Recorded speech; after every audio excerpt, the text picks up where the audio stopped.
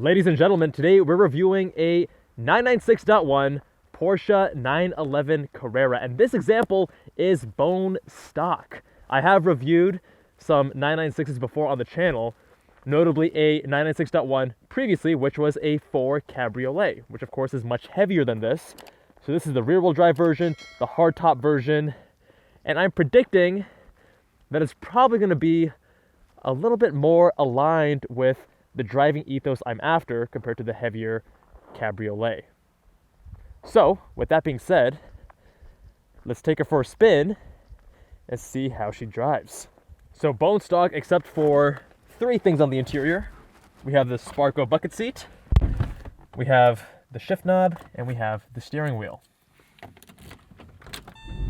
Now with previous 996s, I've had issues getting situated into a nice driving position, but here it actually feels great, and I wonder if that's because of the aftermarket bucket seat. That likely is changing something because it feels fantastic.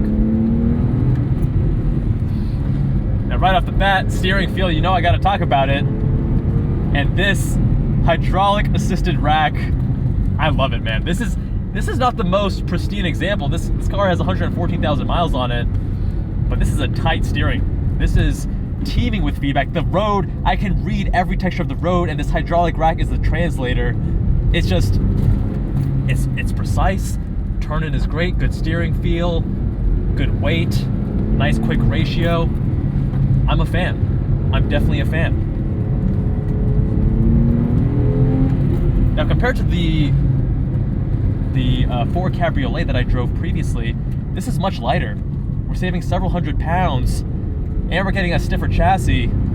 This car weighs in at 2,900 pounds. It's powered by a 3.4 liter flat 6, pushing out 298 horsepower and around 250 pound-feet of torque. And in terms of power to weight, it actually feels quite adequate. It's not ripping your face off with acceleration, but even on these uphill sections, it's feeling like a balanced car.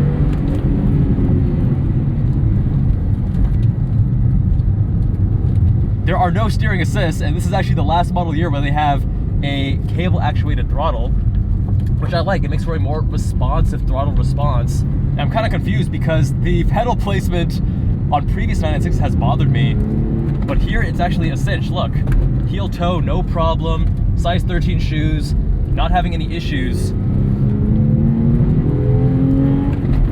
Suspension is a little bit crashy. I mean, it's a tired example,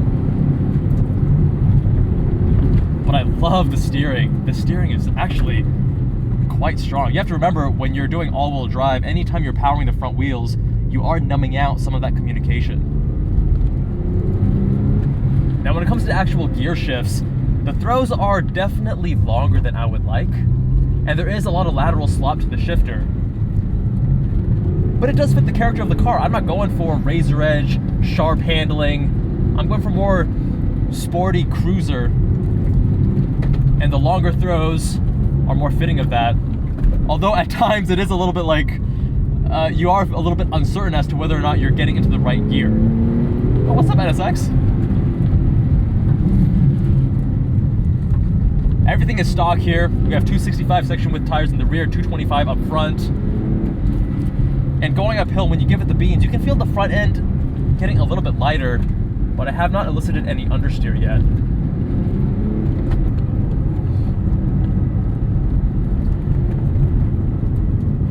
Now, similar to the shifter, a lot of the inputs are more of that kind of casual feeling. This is more jeans and t-shirt.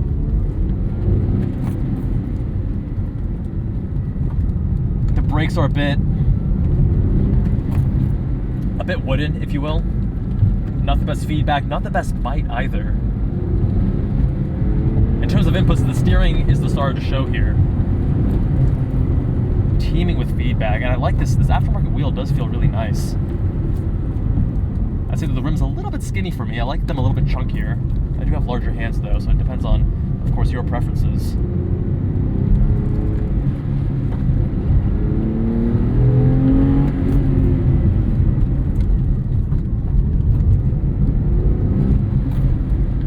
Not the most musical engine that Porsche has ever made,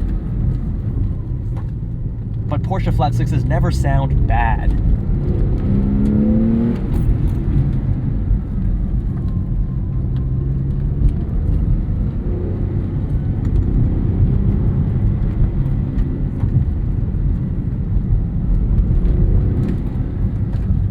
McPherson strut front suspension, but Porsche does a great job tuning. And this car doesn't push as much as you would expect. And I've driven other 996s that do push quite a bit more aggressively. But again, a lot of that comes down to the setup. And this one is bone stock. Oh yes, the textures in the road. I love the steering.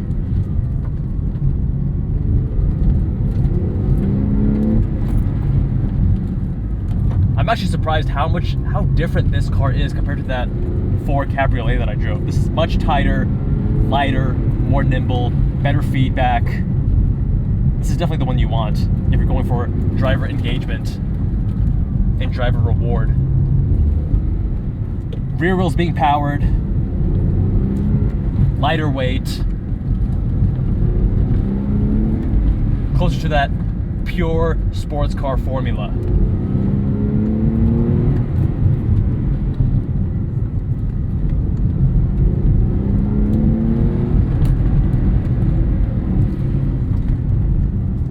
Base Carreras also do not come with an open differential, so keep that in mind. If you are trying to take this to the track or you want to do really aggressive driving, you are going to notice the difference between having an LSD and an open diff.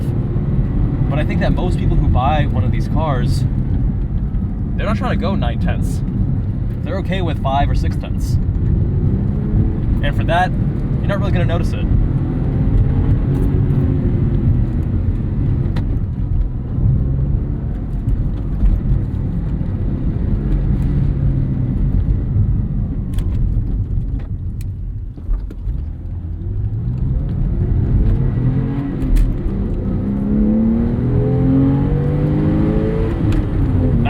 Power band,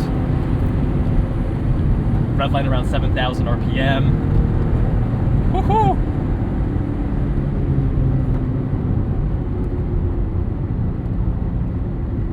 Yeah, I could feel the front end lightening up a little bit there on that last turn.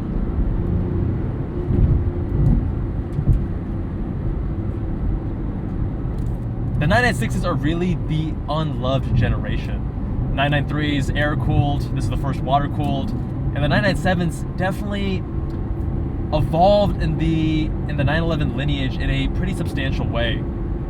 I don't think that the hate that the 996 is necessarily deserved.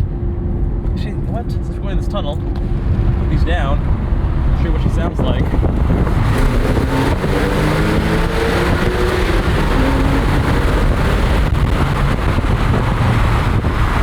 Again, not the most impressive engine note, but